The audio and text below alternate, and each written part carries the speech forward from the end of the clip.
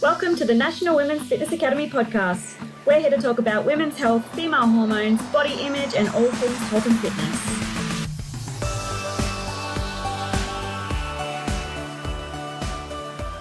Hi everyone, welcome back to the Women's Fitness Academy podcast. I am your host, Ellen. Today I am here with someone who is super well known on Instagram. Well, not super well known, but someone I have looked up to for a very long time. She is an ex-powerlifter. She is a ex-Ironman athlete. And she has a very big presence online, and I'm sure that you guys will all know her as Bikerbiddie. Welcome to the podcast. Hello, thank you for having me. So I am super excited to chat to you today, and we were just talking before, and I was like, oh my god, we have to start recording because there's just too much good stuff going on here. So for the people who don't know you, I feel like most of the girls who follow Women's Fitness Academy probably already follow you, or at least know who you are, because you've been in the industry for a very long time. And you've dabbled in a lot of different sports, but how did you get into the fitness industry? It was kind of by accident. I just wanted to, so many years ago and we can touch on this in more depth, but many years ago I had anorexia, and I was very lucky that it was a very brief stint. But when I gained the weight back, I got to the point where I was like, okay, I think I'm in a safe zone now where I can start trying to change my body for the better without relapsing or causing any problems. I'm ready to do it the healthy way. And I had tried CrossFit briefly prior to becoming sick, and it just wasn't for me. I hated the running, and I was saying to someone, I just like the weights part. Like, I just like that's the only part that I liked. I didn't like the running. And they were like, well, why don't you just lift weights then? And I was like, do people do that? And my friend was like, yeah, that's bodybuilding, mate. And I was like, great, let's do that. So I went to the gym and I signed up for like the cheapest gym I could find. And I went on bodybuilding.com. And I got a program that I didn't even know that men and women train differently. And I didn't know that for about 2 more years. And I got the most bro bodybuilding program ever. And I remember the first time I went to the gym, I was like, I want to be huge. I want to be unattractively big. I want people to talk shit about how jacked I am and say that I don't look feminine anymore, whatever. So I just caught the bug straight away and started lifting weights. And then I just did 4x12 of everything because that's all I knew for like 2 years, which I was accidentally using progressive overload because I would put the weights up as they got too easy over time. So I actually it's kind of a really good foundation for powerlifting. It's so much hypertrophy and so much volume work and whatever. So then I kind of just got accidentally strong doing that. And then one day someone said you should do a powerlifting competition, and I was like, oh, maybe. And I did my first novice competition, and I out-totaled all the women in all of the weight classes and 5 of the men. And I thought, I'll just look up what like people are doing in real competitions. And I realized that if I dropped a weight class, which I could definitely afford to do at the time, if I had totaled that in any competition in the country in the last 12 months, I would have podiumed. So I was like, okay, maybe I should drop a weight class. So I dropped a weight class, and then that year I went to nationals in that weight class. Oh my gosh, amazing. That's so cool. Yeah. It's funny how you had that mindset that you just wanted to get like as big as possible, because I feel like most people who go to the gym, they go to the gym because they just want to get skinny. Like basically every single person that I've talked to, and I work a lot with girls who have eating disorders, and they all just want to lose weight. So is that, like you said, that you did struggle with this at some point before you started kind of training heavy? Do you think that powerlifting kind of got you out of it, or like what was the biggest factor for that? Well, it's interesting that you ask that, because I feel like my desire for performance has been the thing that's kept me from relapsing for the last 10 years. I think that there's only been one time in my whole life where I felt like, oh, maybe I'm relapsing. I had a really bad week of restriction, and it was when I had a disc removed in my back and I couldn't do any exercise at all. Like I couldn't even sit upright like I am now in a chair. I wasn't allowed to do that. So I was so inactive. My step count was like 400 steps a day, and it was also in COVID lockdown.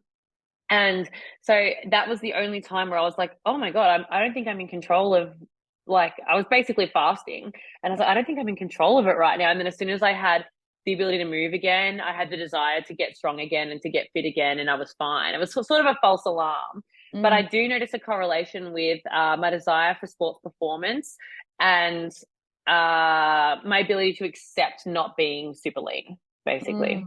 Yeah, no, I 100% agree with that. And I think that's something I struggled as well, and so many other people that I know, and that's one of the reasons why I like CrossFit so much. I think it's such a good outlet for girls who just come in and just be really, really strong and just be fit and lift, throw around heavy weights, and then no one ever really cares about what you look like. It's never about who has the best six pack. It's never about who's the most lean. It's just about who comes in, who tries the hardest, and then you just high five a bunch of people. Everyone's really sweaty, and then you just fuck off, or you sit around and talk for a bit. And that's what I love about it. That's, for me, it was a huge change to how I looked at myself as well. So yes, I can definitely see powerlifting being one of those things too. How long were you doing powerlifting for? A long time. Probably from the day I decided I was going to do it. That was probably 2018, I want to say, or 2017. And then I stopped when I had my back surgery in 2020. So that's only 3.5 years, probably, or 4 years. But so much happened in, like, it was my living, it was my whole livelihood. It was, it was everything to me in that time. So I was all in. I owned a gym. I owned a powerlifting gym as well in that time. So crazy. So yeah, you went, I've listened to a few other podcasts, like I said to you before, and like you went to the States as well, didn't you, to compete and like live as a powerlifter? Yeah, it's crazy because I said that I got my first program off bodybuilding.com, and they actually flew me out to Boise, Idaho to do the podcast and to shoot content. I did 2 days of shooting there. It was one of the most incredible experiences. Like, they treated me like a princess. They're so nice. It was just amazing. So yeah, it's just crazy the way the world works. That is so crazy. That must have been just like a dream come true. Like, oh my God, this is what got me into the gym, and now I'm here like shooting for these people. Like, that would have been so unreal. Crazy. So, like, if you had all this success with powerlifting, why did you give it up? Or was it just because, you're back? Well, not just because, but like... No, I think... So my back injury wasn't... I think injury is, by the way, the most boring topic in the world. No one cares about your injury, so I'll make it brief. But the injury was... It was a niggle for a long time, and then one day a disc completely bulged. It was protruding onto my spinal cord, and it was basically giving me sciatica. And I have a whole YouTube video about that if you are interested in hearing about it. But because it was a niggle for a while, there were some things I couldn't do. After a while, I could deadlift again, and benching was fine, but I could only really high bar squat. So I was competing and just hiding this injury from sponsors, and I was just like not squatting in the lead up to a meet. And then I would do a competition. I would squat on the day. And of course my squat wasn't going up because I wasn't doing it. And then I would do the squat on the day, and then I would just deal with the fact that I couldn't move my back for, even when I was filming at bodybuilding.com, like I'd competed like a few days prior or a week prior, and I could I couldn't pick up a load of laundry off the ground, like that bad. So I was losing interest because I couldn't do it at my full capacity. The problem with powerlifting is it's only 3 things. So if you can't do one of them, that's a third of the sport that you can't sort of participate in. It's not very diverse.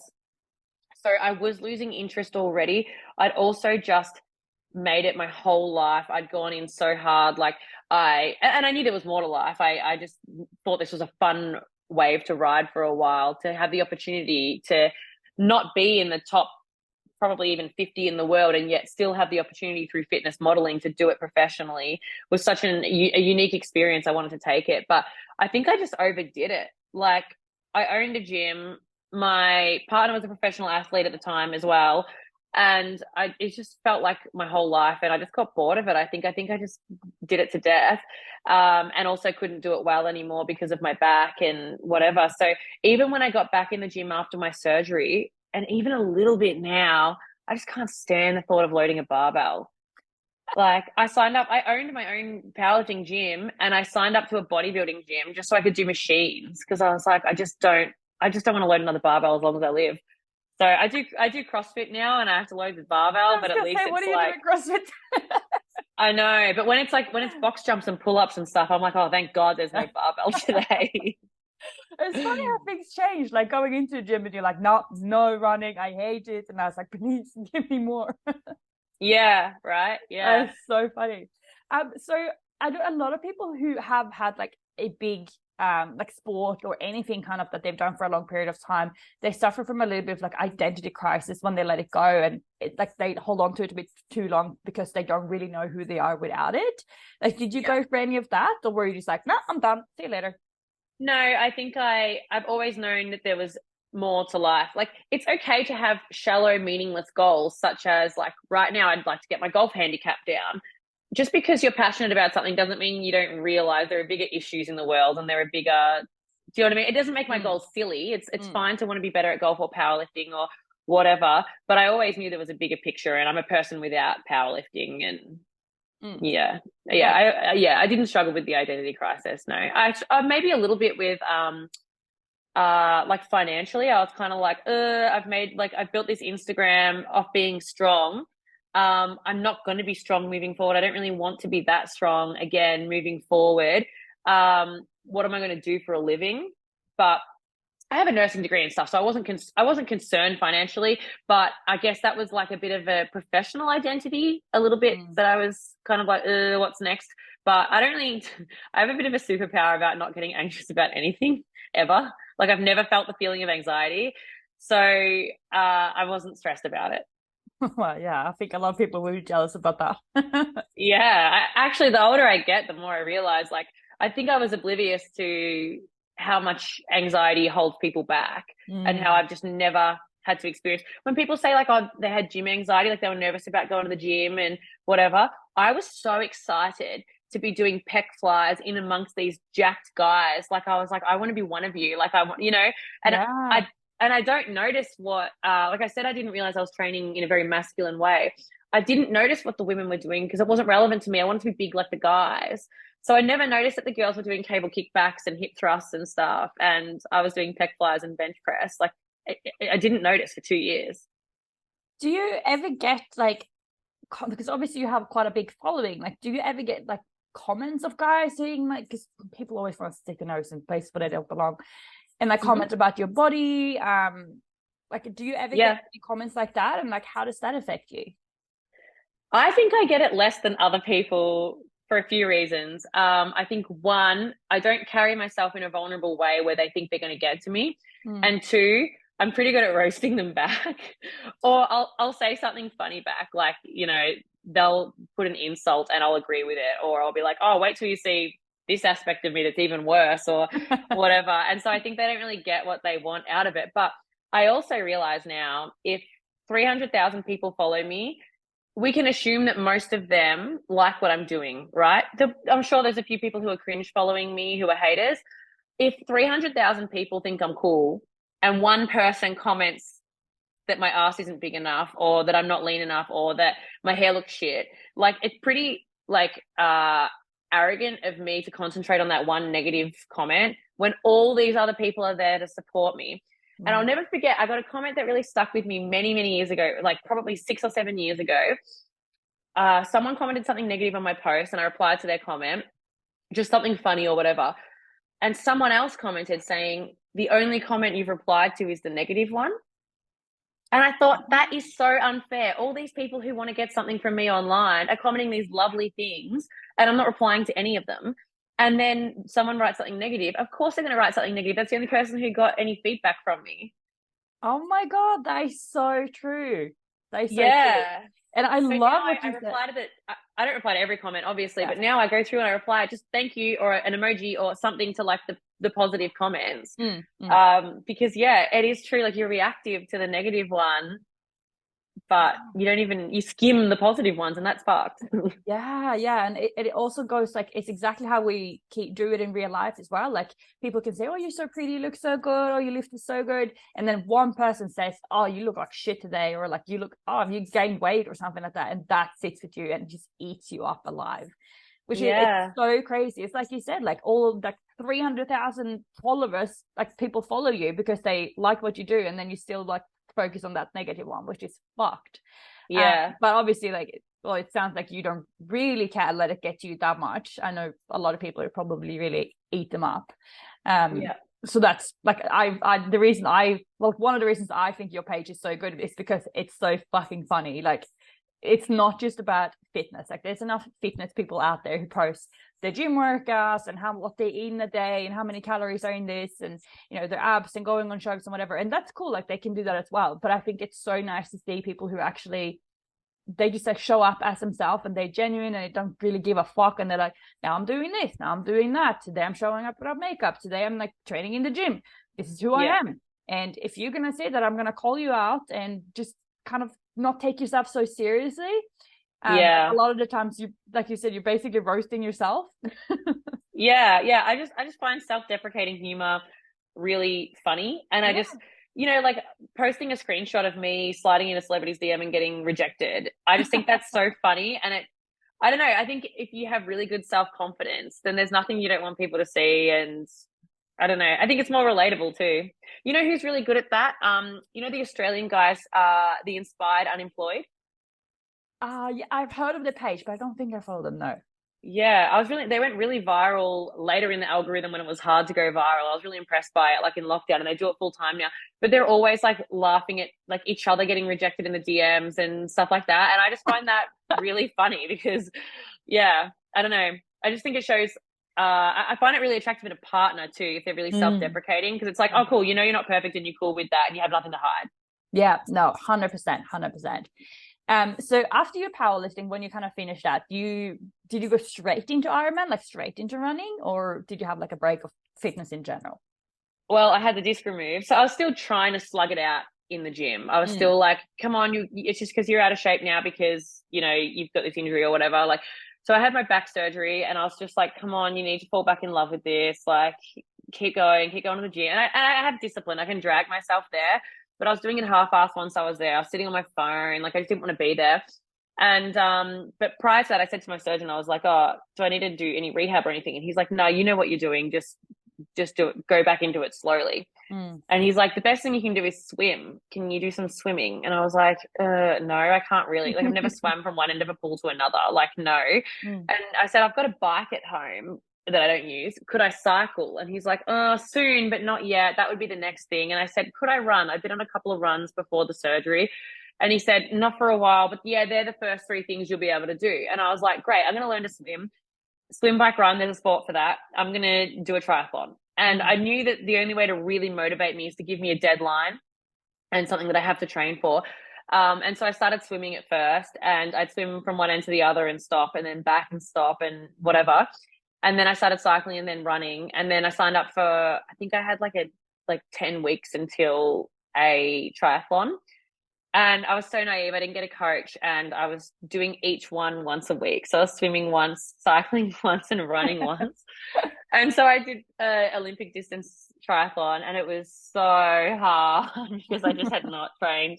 And I'd never run before. Like, I'd never done any of these three things really ever. Yeah, shit. So it was like the hardest thing that I've done. And then everyone was like, oh, will you do a half Ironman after this? And I was like, no, absolutely not. And then once the race was finished, I was like, oh, I'll never be this fit again at these three things. Maybe I'll just do an Ironman once. And like, a lot of my following had developed an interest. They were like, oh, I've taken up endurance training as well. I think it's like an age thing. I think people move away from weights when they hit 30-ish, and they want to do something that's like more health oriented. And so they start like CrossFit, or they start like running, or they want to do a marathon, or they become lycra-clad idiots like me. And so I was like, oh, my following's kind of interested in it. Maybe I'll just do a half Ironman. So I signed up for one in like 3 months' time from then. And then I went hard. Then I got a coach who now works for my business and offers coaching through my platform as well. And I started training properly for that. And I just loved it. And then at the end of it, I was like, I feel like that was easier than I thought. Oh, F it. I'll just do a full Ironman. And it was such a huge commitment. So if you don't know, if you're sitting at home, I'm sorry, I don't know the mile conversion, but a full Ironman is, it turned out to be a 4-kilometer swim. It's supposed to be a 3.8-kilometer swim, a 180-kilometer bike ride, and then a full marathon, which is 42.2 kilometers. Oh, Jesus Christ, that's my worst nightmare. Oh my God, it was so horrible, but it was so obviously incredibly fulfilling. But Yeah, I can't stress to you enough that like I probably enjoyed 70% of the runs that I went on. So the training, I've got a whole vlog on like what the training looked like and everything, but the training was basically like 12 sessions a week. So 2 sessions a day, 6 days a week. And it peaked at 16 hours a week of training, which already sounds like a lot, but like a 40-minute swim would be an hour of packing your bag, getting everything ready, getting into your bathers, driving to the pool, getting changed at the pool, getting in the, like writing out my workout, getting in the water, getting out, drying off, washing my hair. I had to wash my hair every single day for 6 months. And it's really like, that's 2 hours really, or more, maybe 2.5. So it really took over my whole life for 6 months, but I loved it. I loved like the all or nothing approach. It was like I hated the swimming and I hated the cycling, but I just loved doing something with everything I had for 6 months.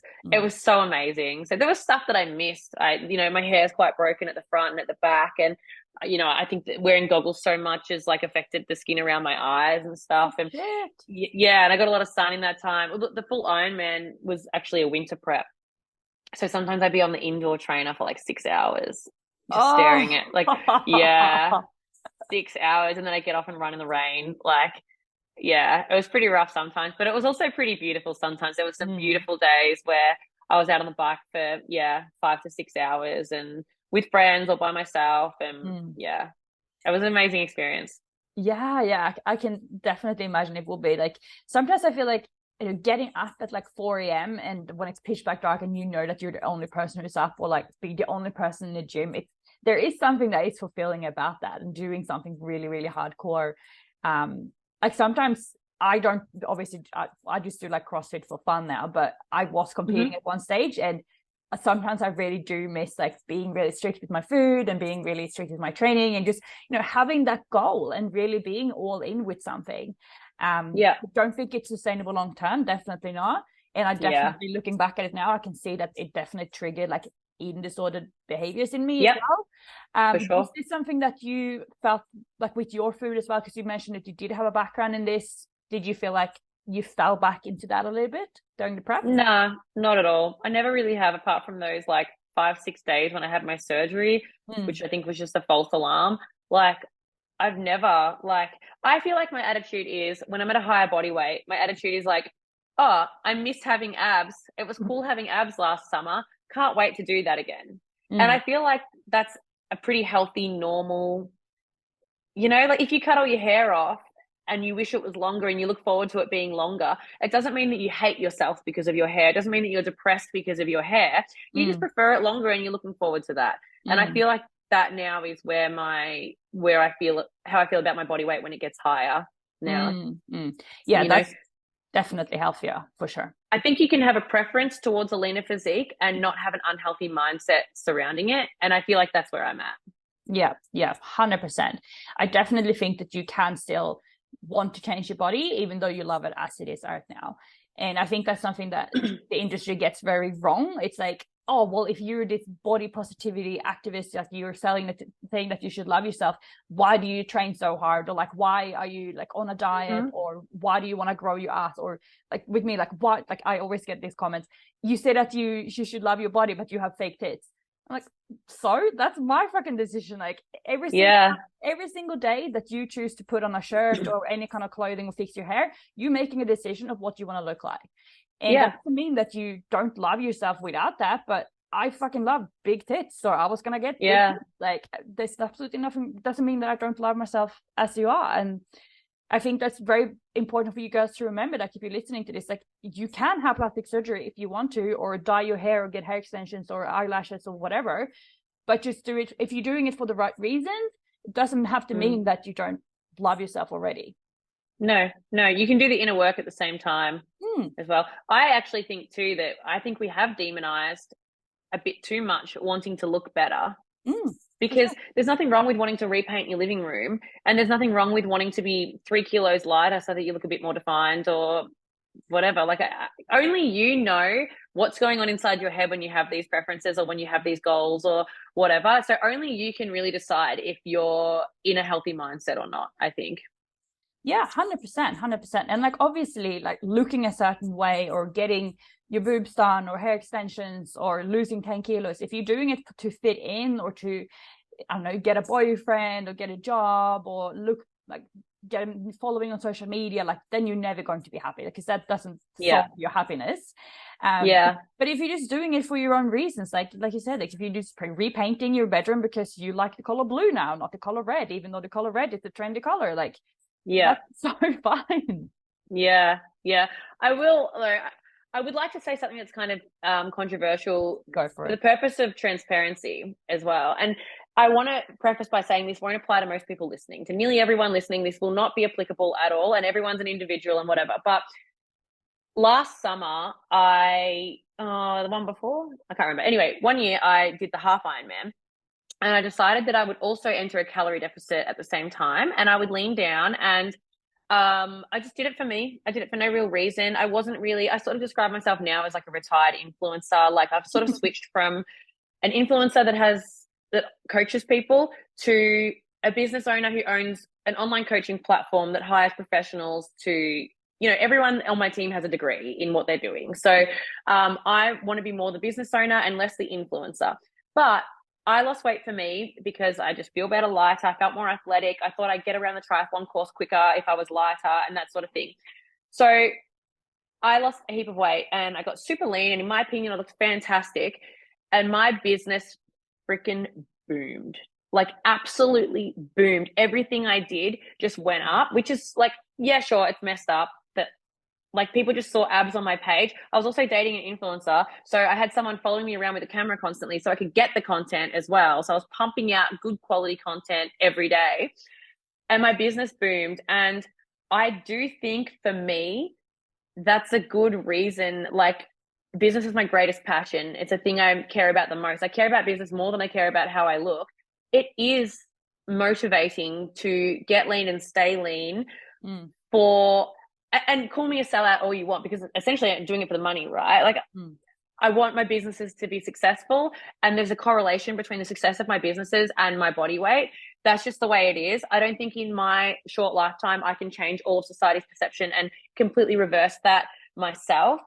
So I feel like I'm kind of going along with it, and it doesn't get me down. I don't feel emotionally attached to my body weight, and it doesn't bother me when I get less traction because I'm heavier. But it does benefit me when I get more traction when I'm leaner. So that does inspire me to try and be leaner year round. No, and I think that's fair enough. Like when you're having an online business, you are your own marketing, right? So all the fitness influencers, we look at them and we're like the real, like you're an influencer too, but the real fitness model influencers that all they do is post photos of themselves in a bikini or photo shoots and stuff, like who I'm talking about. So those people, their job is to stay lean, to look like that. So obviously they're going to look like that because they get paid for it. And just like you get paid because people want to look like you, they get inspired by you because they're like, oh, she looks really lean, I'm going to follow her, I'm going to buy her program, she looks really good, I want to look like that. I don't think there's anything wrong in that. And that might also be me being like going back on whatever I'm saying, but I also think that you're not doing it for a reason to kind of fit in or for getting external validation. And that's kind of where I want to get with this. Like you're doing it for a business purpose here. You're doing it because in the end, you're going to help more people, right? Yeah. You're not doing it because you want to get tons of likes, and you're not doing it because, the external validation, people telling you that you look good or that you're amazing or blah, blah, blah, blah, blah. Like you don't really care about that. It's purely just for a business perspective. And I can definitely get around that. Yeah. Yeah, I see it too as like an extreme example of that would be a Victoria's Secret model. I think it would be, I know now there's like models of all sizes and whatever, but in the past especially, it would be unprofessional for you to be a Victoria's Secret model in the 90s or the early 2000s and to be gaining 5 kilos between shoots or whatever. Like, and that would affect, and I'm sure it has had a really horrible effect on some of those models' psyche and their mindset and their physical health and their mental health. Absolutely. Personally, I don't feel that it has an effect on my mental health or my health in general. So I'm comfortable in doing it. And as soon as it became a problem, I would stop and I would put myself first. But yeah, I guess I just wanted to share a different perspective as well of like, I think I'm in this small minority of people who can use my body image in a different way than just to appease myself or appease others or whatever. Does that make sense? I don't know if I make any sense. No, it definitely does make sense. And it's just, I think, how the brain kind of works. And, you know, we see something that looks really good and then we want it.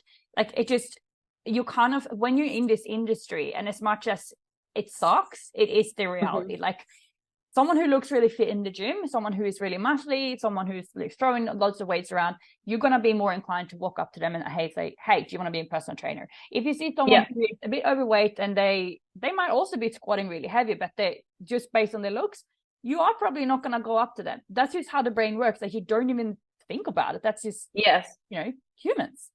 Yeah, I agree. I think there's probably a lot of, especially when I was like full-time coaching powerlifting, there was probably a lot of coaches who had a lot more knowledge than me and were more dedicated to their clients and more dedicated to learning more about strength training and maybe had a deeper knowledge than me and more qualifications than me, who didn't have the platform to market themselves and so therefore weren't able to build their business as much. And I feel bad about that, but it's, like everyone's just out here trying to do their best, right?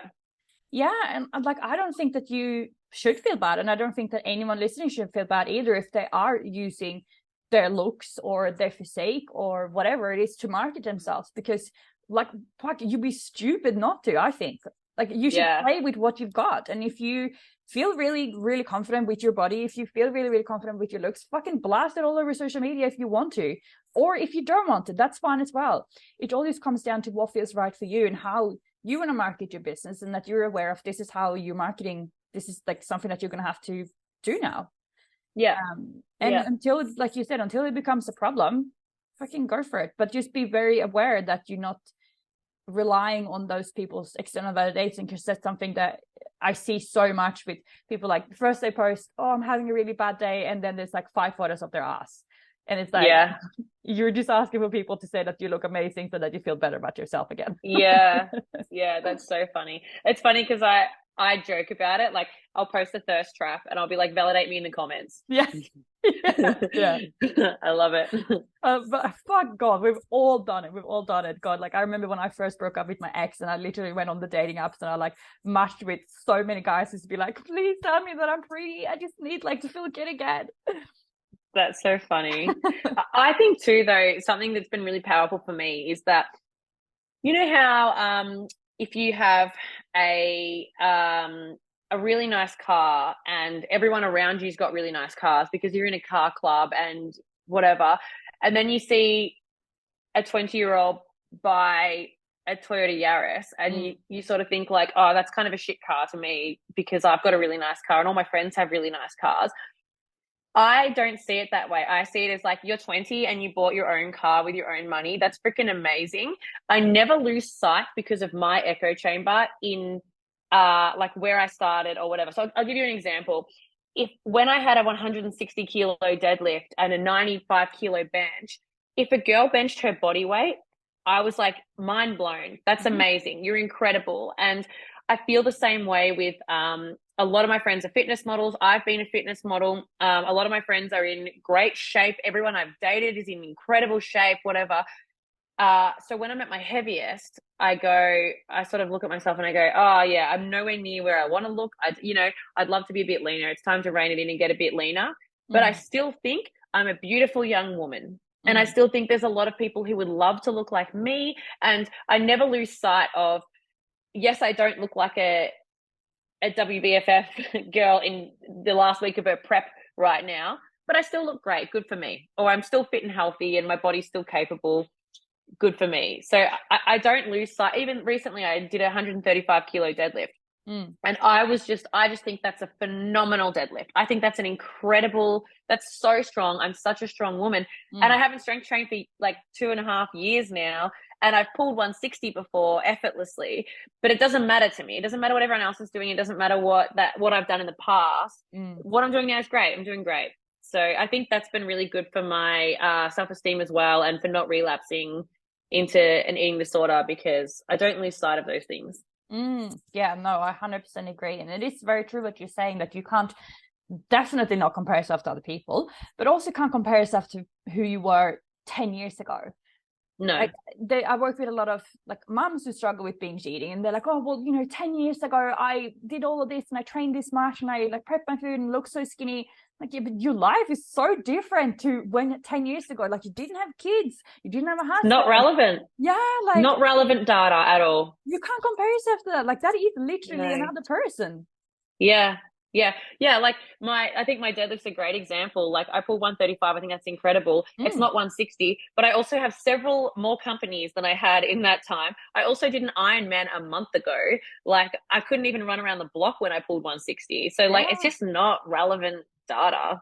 No, not at all. And I love that you have had such a cool journey, because it just shows how much our priorities change as we grow. And like at some point in your life, all you want to do was be skinny, like when you were having your eating disorders. And then you want to do CrossFit, and then you're like, fuck running, I don't want to do that. And then it's lifting weights and being as big as you possibly could. And then you went to running, and then or cycling and swimming and doing an Ironman. And now it's like, okay, cool. Like I've done all those things. Like, what's next? Yeah. And now I'm just really enjoying, like now I'm just doing CrossFit and pretty much nothing else. I might go for a little run or a swim every now and then, but like I'll run so slow to get fresh air, really. And now I do CrossFit, and it's just so good to walk into a gym, only be there for an hour instead of 3 with strongman and powerlifting. Only be there for an hour, be told what to do. I don't have to think. I don't have to write a program. I don't have to check the program.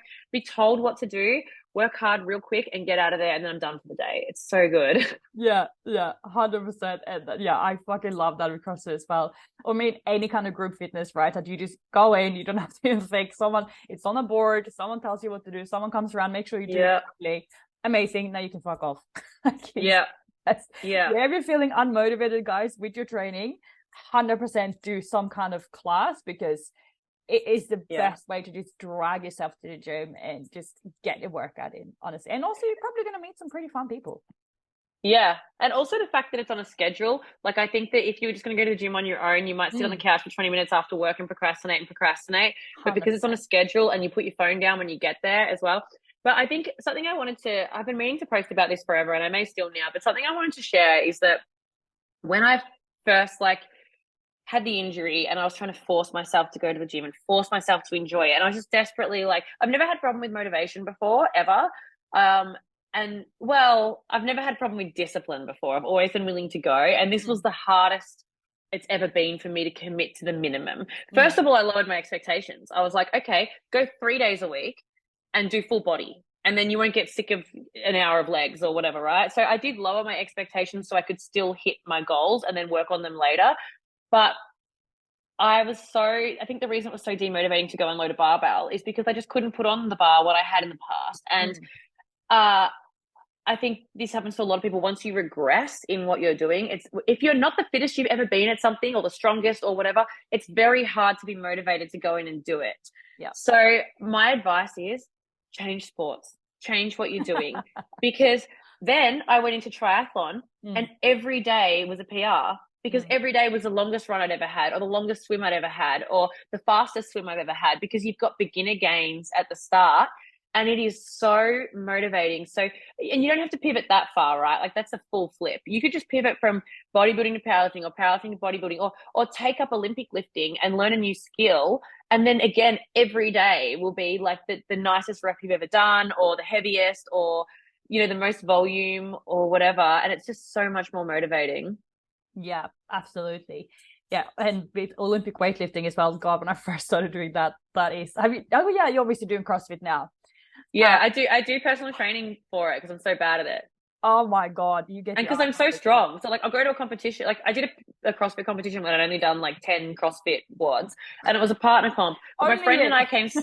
Yeah, I just sign up for everything. But my friend and I came second in an Ollie lifting thing, because I was still super strong. I just don't know how to move the bar, so it looked disgusting. I would never post those videos, but.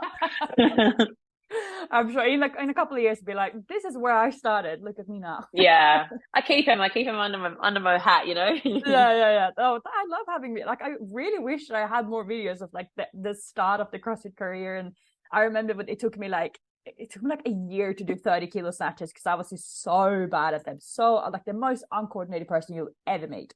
Really? Right, like you can honestly do whatever you put your mind to. You just have to work hard for it and not be afraid to look stupid, because I probably like people are looking at me and they're like, what the fuck are you doing? But fucking who cares? And that's what, like, another thing that I really like about CrossFit is we all know that it sucks at the beginning and it's really hard and it's a lot of movements that you're like, what is this? But it's really, it is just really rewarding. And I know I always go on about it, but it's really, for me, it really did change my life. So with your triathlon and like when you did your Ironman and stuff like that, obviously you do have quite a few followers.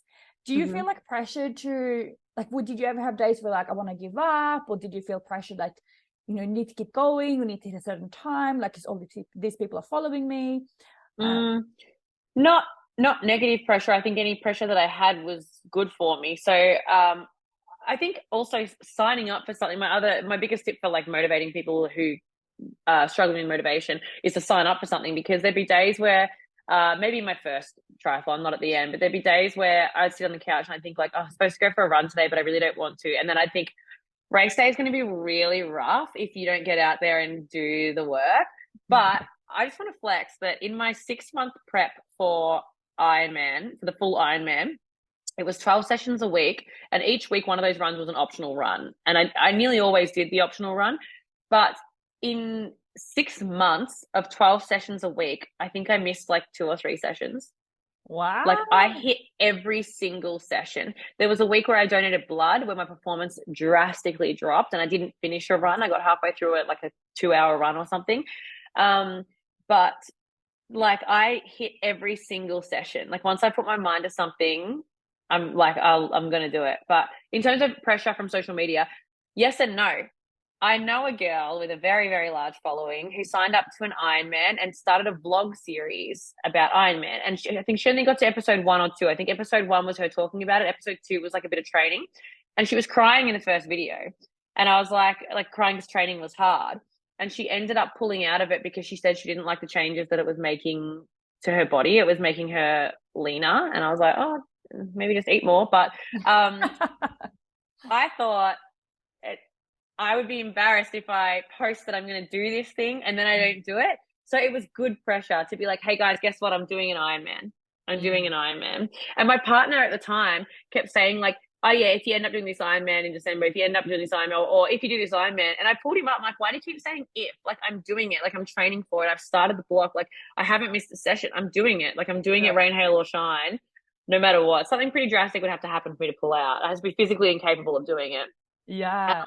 And yeah, I just fully committed. And no, I didn't feel any pressure. My time was just under 15 hours. It was 14 hours 50.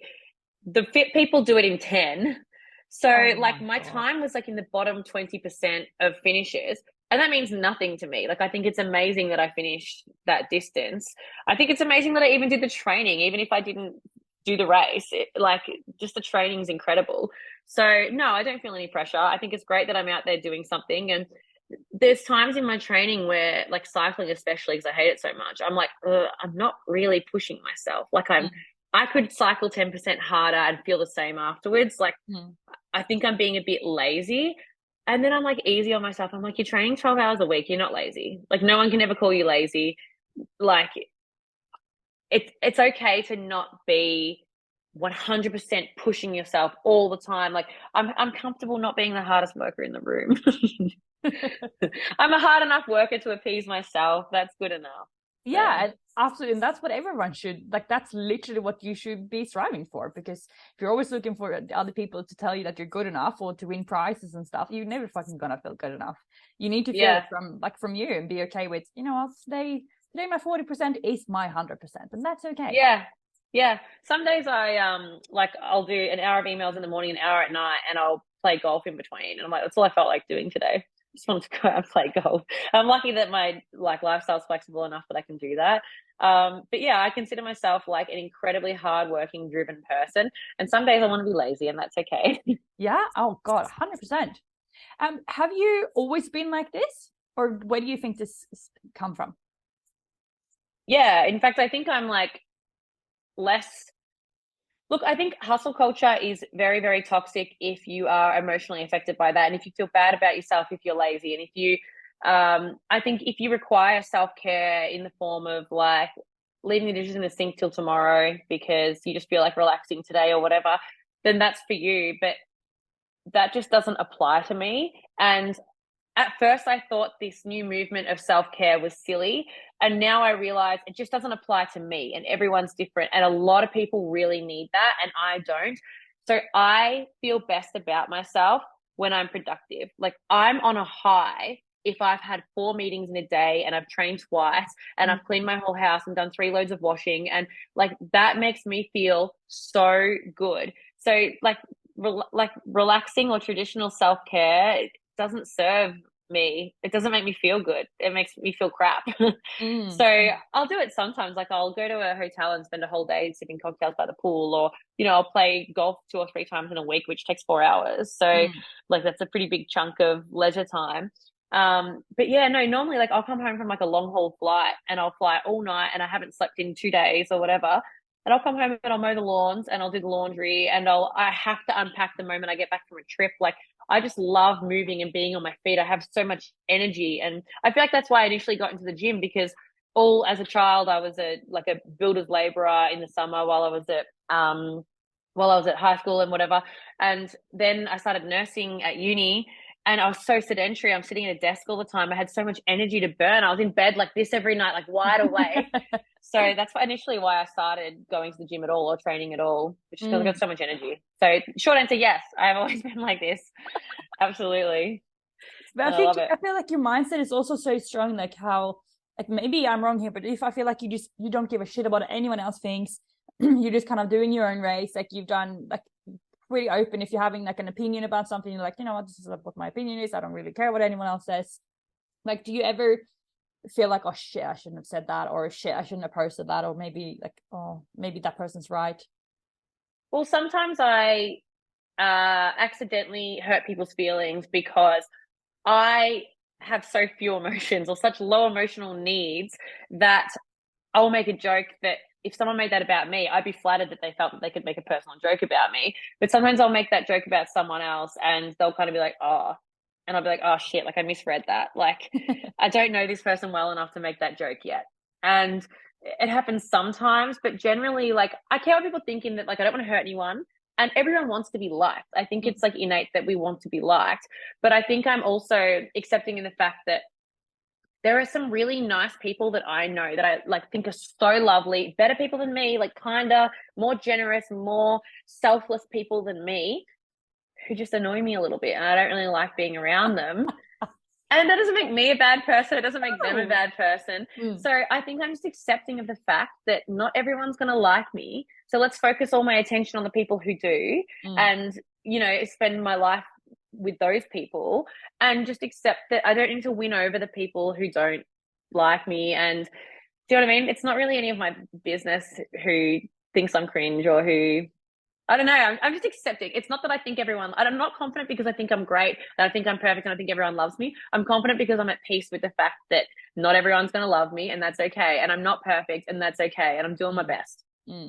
Yeah, and honestly, I think that's what we all really want, to be at peace with ourselves and to feel like, you know what, I did that and I'm okay with that. And, if that person's going to get affected or offended by that, then that's not really that's on them.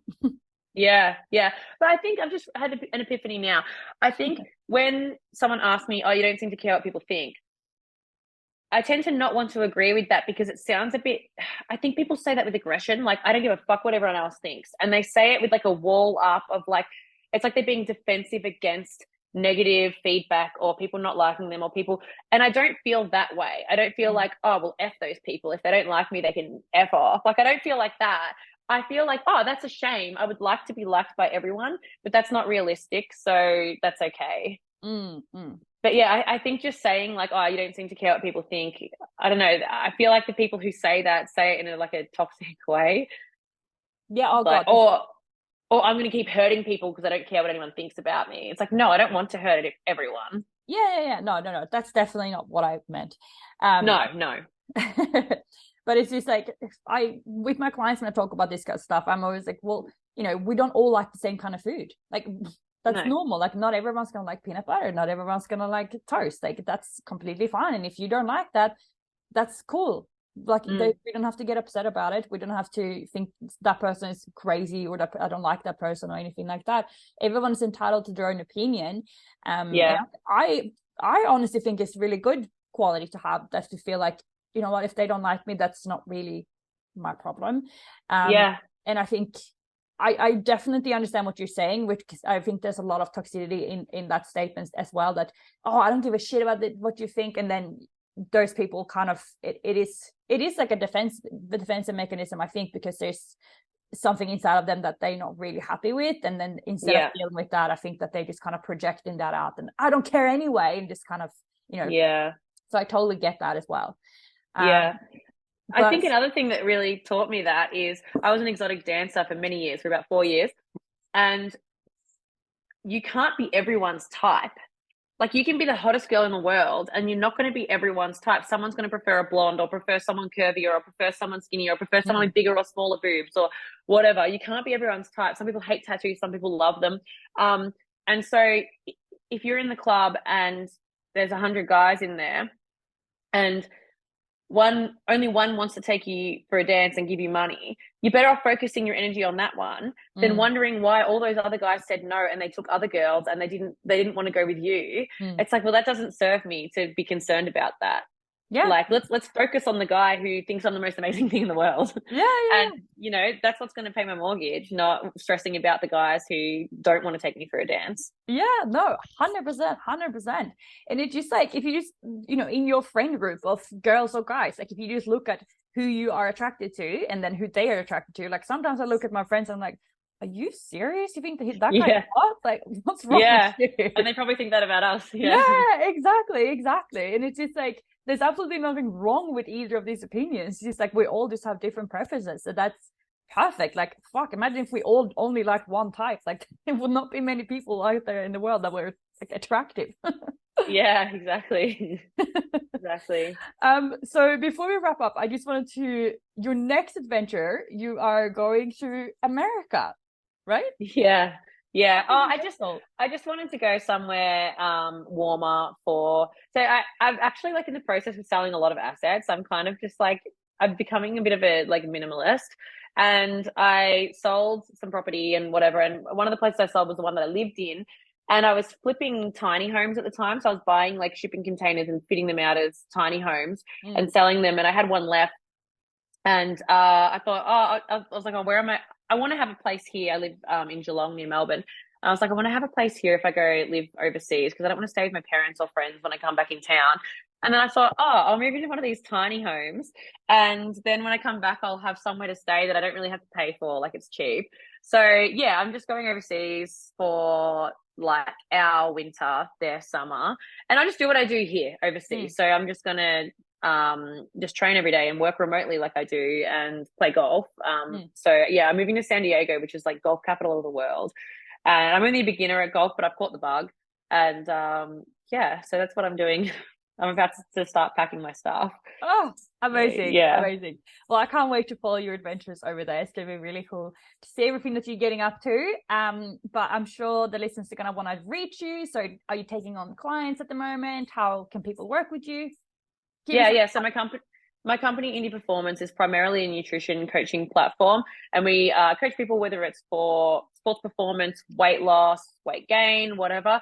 But I do the powerlifting coaching or the strength coaching side of it, and then Jen, she does the endurance or triathlon side of it. So she's done 15 Ironman. She's she's incredible. Yeah.